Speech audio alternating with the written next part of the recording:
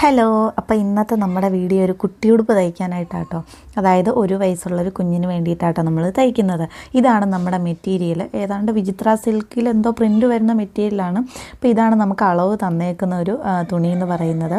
Lining നമുക്ക് crepe lining ആട്ടോ ഉള്ളത്. അപ്പം നമ്മൾ ആദ്യമേ ലൈനിങ്ങിലാണ് കട്ട് ചെയ്തിട്ടൊക്കെ നല്ല തുണിയിൽ വെച്ച് കട്ട് ചെയ്യുന്നത്. അതുപോലെ തന്നെ നമ്മൾ ബാക്കിൽ സിബ് വെച്ചാണ് ചെയ്യുന്നത്. കഴുത്ത് റൗണ്ടിനൊക്കെയാണ് ഞാൻ ഉദ്ദേശിച്ച് ചെയ്യാനായിട്ട്. പിന്നെ നമുക്ക് 1 മീറ്റർ 2 നമ്മൾ ലൈനിങ്ങും അതുപോലെ തന്നെ നല്ല തുണിയും 1 മീറ്ററാണ് നമ്മൾ എടുത്തിട്ടുണ്ടായിരുന്നത്.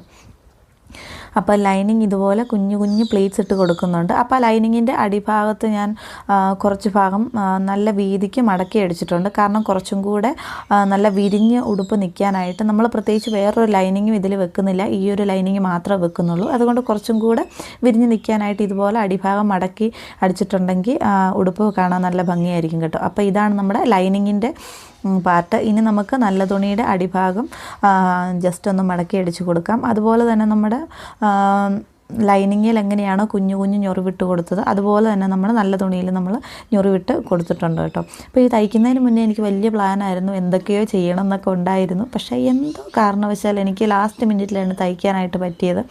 അതുകൊണ്ട് പെട്ടെന്നാണ് ഒരു തട്ടിക്കൂട്ട് തയ്യലാട്ടോ.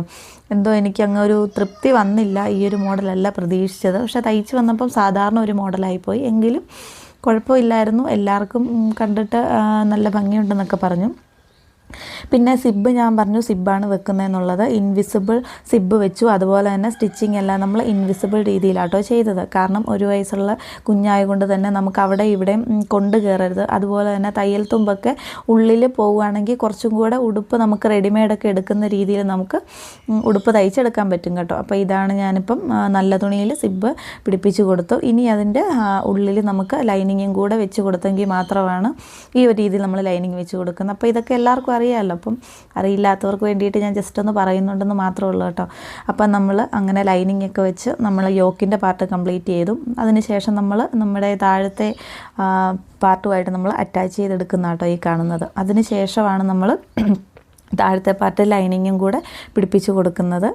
പിന്നെ നമ്മൾ ഈ ഒരു ഉടുപ്പിന് ചെറിയ വള്ളി വെച്ച് കൊടുക്കുന്നുണ്ട്. കാരണം ഇച്ചിരി വലുപ്പത്തിലാണ് തയ്ച്ചേക്കുന്നത്. കാരണം കുഞ്ഞുങ്ങൾ വലുതായിക്കൊണ്ടല്ലേ ഇരിക്കുന്നത്. അപ്പോൾ കുറച്ച് നാളും കൂടെ അവർക്ക് ഇടാന്നുള്ള രീതിയിൽ ഞാൻ കുറച്ച് വലുപ്പത്തിലാണ് തയ്ച്ചേക്കുന്നത്. അപ്പോൾ ഇതാണ് ബാക്ക് സൈഡ്. നമ്മൾ സിബൊക്കെ നല്ല നീറ്റായിട്ട് തന്നെ വെച്ചിട്ടുണ്ട്.